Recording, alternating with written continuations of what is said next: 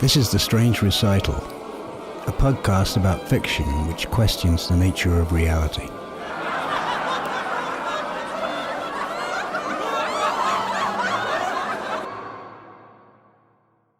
Greetings, everyone, and welcome to our 137th episode.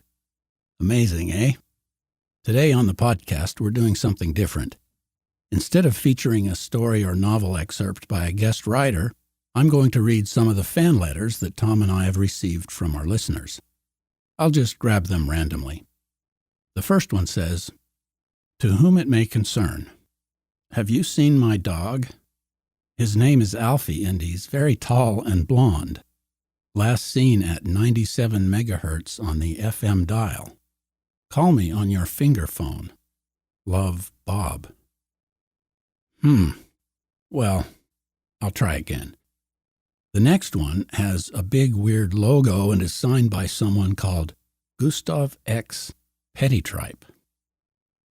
Dear Sirs, in my official capacity as Supreme Commander of the Security Forces of Greater Furstengard and Near Dominions, I order you to appear in my office on Trinday the 11th of Whatsember at 7:30. You will bring all podcast recordings, scripts, and correspondence related to such, encased in tin-reinforced bamboo wrapped in yellow cellophane and tied with 7 yards of half-inch floral satin brocade. Failure to meet evidence specifications will be cause for court-martial and subsequent imprisonment in the Domus of Manischewitz. Failure to appear is punishable by death. Surely you're already familiar with the protracted suffering and eventual deceasement that results when I am forced to send the impetosus victim to a non-compliance midnight bedchamber. Warm wishes. Okay, now this one I find really annoying. Some guy in a silly yellow jumpsuit knocked on my door last week, making nonsense demands just like this. I had to show him my .30-06 deer rifle and gently suggest he vacate the premises. And now this letter. After we finish recording, I'll call my buddy, the police chief. Just kidding. Sort of. Let's move on. The next letter comes from Magdalena O'Murphy. She writes, "Hello, you big strong men. What are you wearing? You would like what I'm wearing right now. I want you both together here in my bed, and it looks like that's all I'll be reading of that letter. But thanks for writing, Magdalena." The next letter comes from Chris Carmangia. It says, "Hey guys, I really like what you're doing with the podcast. Nice variety of stories and voices, and I enjoy the author interviews a lot." Well, this is more like it. Thanks, Chris. Maybe it's a she, goes on to say, "However, please remove me from your mailing list for the weird promotional flyers. Like this yellow one that says, 'As a listener to the podcast, you are a victim of their politically incorrect manipulation of the Furstengard identity dictum. This is malicious abuse inflicted on you, and you are required to report it as such under penalty of law.' Very creative, guys, but it makes me uncomfortable." Wait a minute. Chris, if you're listening, we have not sent out any promotional flyers. We don't do that. This is some kind of gag, and you can just ignore it. But thanks for being a fan. Okay, let's move on. Next, we have a note from Jesus de Dios Manchego. Jesus writes, "Muy excelente, hermanos. Bendiciones sobre ti." Well, I don't know Spanish, but it sounds good. Gracias, Jesus. Now, wait. Before we go on, I just have to back up a little. I want to say something else because, I'm really pissed. Look, Mr. Gustav Pettytripe, you can take your nonsensical gibberish and your threatening tone and your flyers and jumpsuits and rules, and you can shove them where the sun don't shine. Pardon my frankness. I mean, we love our listeners. We appreciate them. But the ones like you, Gustav, we can do without. Your bullshit is a big waste of everybody's time. Sorry, people, I just had to get that off my chest. On we go. To whom it may concern. Have you seen my dog? His name is Bob, and he's very melodious. Remember, the rose flavor is both tart and smoky. I'm on the corner. Love, Alfie. Well, okay then. I'll continue to persevere. The next one comes from Joey Blinkus. Hi, fellas. Thanks for all the work you put in for very little reward. Not enough credit is given to all the folks laboring behind the scenes to bring us our daily dosage. Here we are now, entertain us, LOL. I'm giving you a pat on the back. That's very gratifying. We sincerely appreciate the feedback, Joey. We're doing our best. Okay. This next one is signed by Mrs. Golda Thickwinkle. It appears to be quite long. Should I read the whole thing? I think I will. To the prime purveyors of podcast perfection, please find herewith a delectable little story for your oddity taste buds. Read on, young gentlemen. In the earliest hours of Friday, December 9th, 2022, I awoke into darkness from a strange dream. In the dream, I am at the home of my old friend Carlotta. But of course, as is common in dreams, it doesn't look like her actual house. We sit at a round table in her kitchen, perhaps we chat a bit. Then, within the dream, I find myself waking up, my head down on my arms on the tabletop. I'm embarrassed and apologize to Carlotta for the social faux pas of sleeping while visiting. I know that I was dreaming as I slept there at the table, and then I remember. In my dream within a dream, I was in my real bed, tossing and turning, unable to sleep because my mind is obsessed with a telephone call I had received, which was precisely the actual reality before I fell asleep at home in my bed and dreamed the dream. So, in the dream within a dream, I was back in the same reality from which I had dreamed the dream that contained both reality and dream. Can it be said that I had awakened from reality into a dream, and then had awakened again from the dream into reality?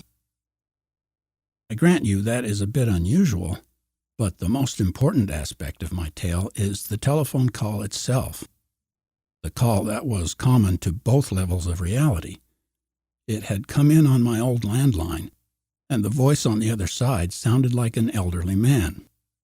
He identified himself as Mr. Thomas Pynchon. Yes, he included the Mr. He said he had undertaken, on his own, a nationwide phone campaign and had been at it for many years for the good of the world. He very strongly urged me to go that very instant to my TV and turn it off.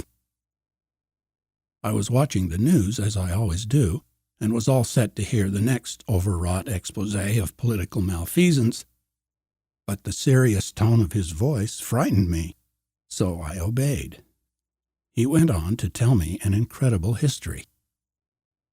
It seems that long, long ago in China, in the Song dynasty of the 11th century, a hypothesis arose regarding written messages, that the most powerful communication, perhaps even cosmic truths, could be found not in the obvious sequences of symbols, but in the spaces between them. Maybe this concept was born as a result of B. Sheng's invention of movable type, or perhaps it was a simultaneous co-arising, but in any case the group of believers remained small and inconsequential for 400 years, until after Gutenberg revolutionized the publishing industry in Europe. By the way, we know about B. Sheng from the famous dream pool essays of the 12th century Chinese polymath Shen Kuo, in which we also learn of repeated visits by a dazzling pearl in the sky, seen by many people. Make of that what you will, Mr. Pynchon said. Anyway, all across Europe in the decades after Gutenberg, members of what may have been called Société B, after B. Xing, began to surreptitiously infiltrate the early metal type manufacturers and font design shops and printing houses and publishing companies, with the mission of crafting invisible messages in the spaces between.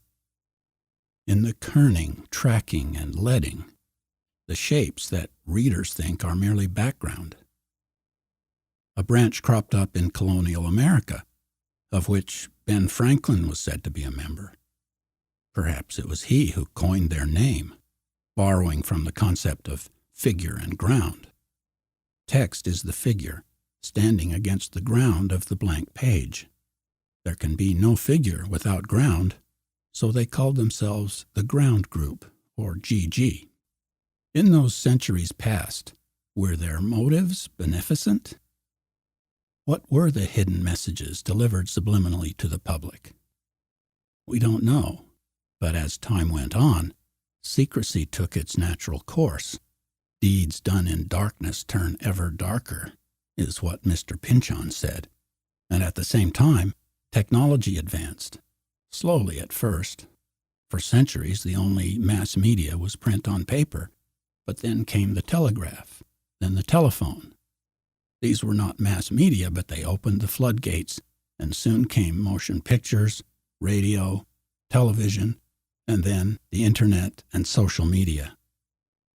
Société B and GG and their affiliates around the globe all went even deeper underground as they evolved their messaging systems to ever more elaborate heights to match the amazing new technologies.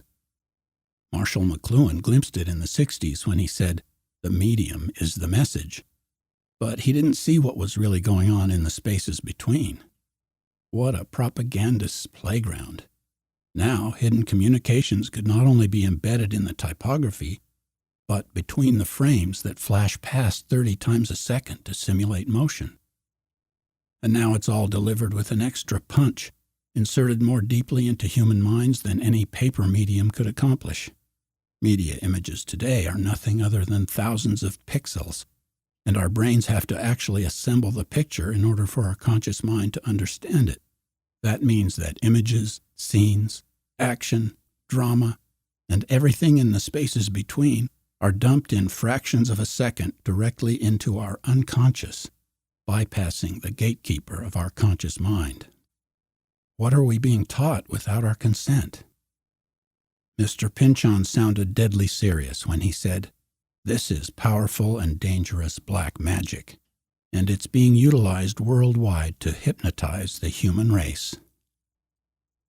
The last thing he said was this: his investigations have uncovered incontrovertible evidence that Société B, GG et al., of course, today they are nameless, in their lavishly financed secret labs and underground data centers, have now surpassed all known digital technologies for exploration of subliminal territories, and have actually partnered with entities from other dimensions.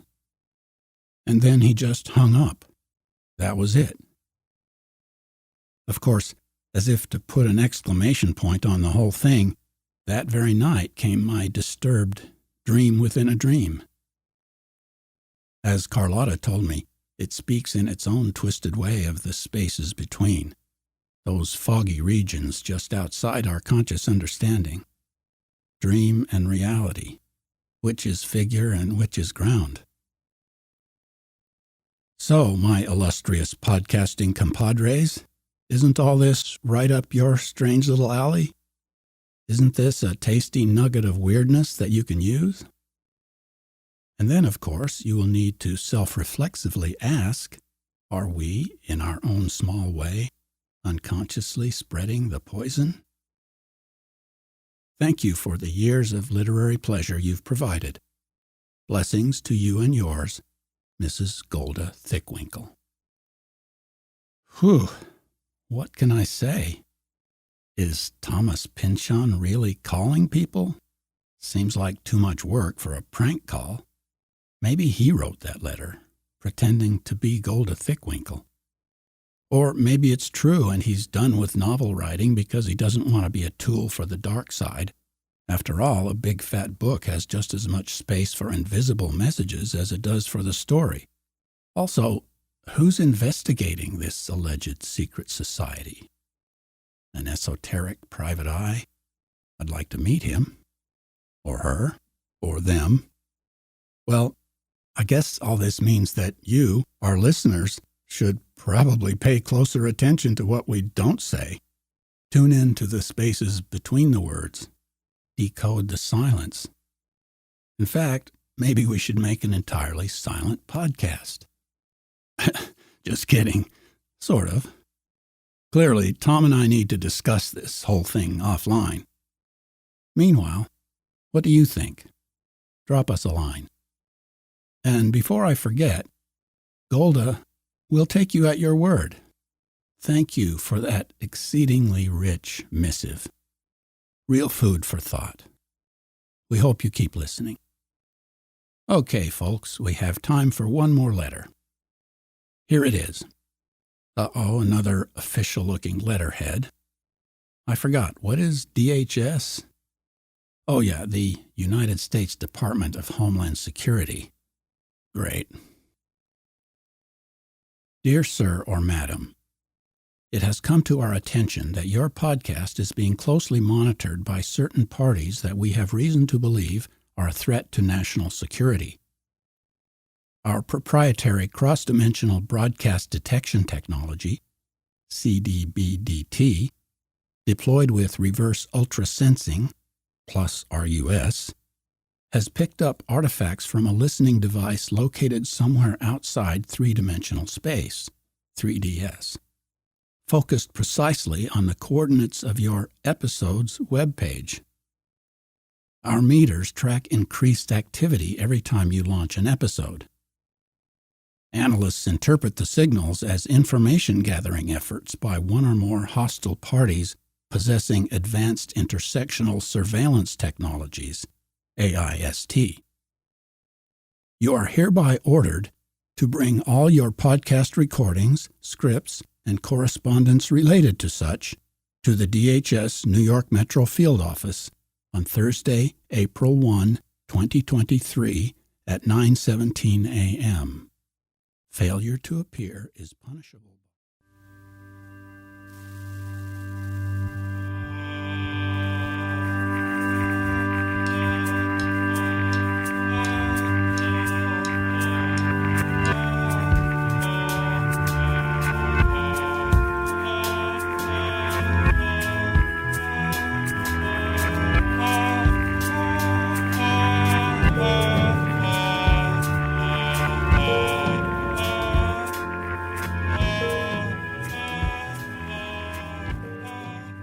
I had no idea we'd received this fan mail.